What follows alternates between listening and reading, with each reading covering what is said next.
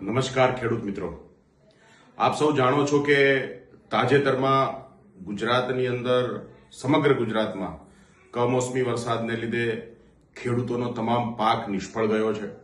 સાથે સાથે વર્ષોથી ખેડૂતો અને ખેતી ખતમ કરવા માટેની નીતિથી આગળ વધી ભાજપે હંમેશાથી ખેડૂતો સાથે અન્યાય કર્યો છે અને એવા સમયમાં આમ આદમી પાર્ટી ગુજરાતના ખેડૂતોનો અવાજ બની રહી છે।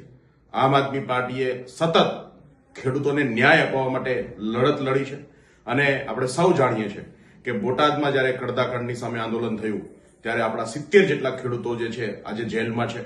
આમ આદમી પાર્ટીના નેતાઓ જેલમાં છે અને એવા સમયમાં આમ આદમી પાર્ટી ગુજરાતના અલગ અલગ વિસ્તારોમાં ખેડૂત મહાપંચાયતનું આયોજન કરી રહી છે। આ ખેડૂત મહાપંચાયતના આયોજનના ભાગરૂપ આવતી 9મી તારીખે 3 વાગે 3 પાટિયાથી જામજોધપુર રોડ ઉપર એક ખેડૂત મહાપંચાયતનું આયોજન થવાનું છે। તમામ ખેડૂત મિત્રોને અને ગુજરાતના એવા તમામ લોકો કે જે આજે ખેડૂતોની સાથે છે, ખેડૂતોની સંવેદનાઓને સમજે છે, સૌને આ મહાપંચાયતમાં પધારવા માટે વિનંતી। એક થઈશું, એક સાથે અવાજ ઉઠાવીશું, તમામ નાત જાત ભૂલી અને ખેડૂત સમાજ તરીકે જ્યારે આપણે આગળ વધીશું ત્યારે ગુજરાતની અંદર સત્તામાં બેઠેલી તાનાશાહ સરકાર જરૂર ઝૂકશે અને આપણને ન્યાય આપવા માટેની આપણી લડત ઓર મજબૂત થશે।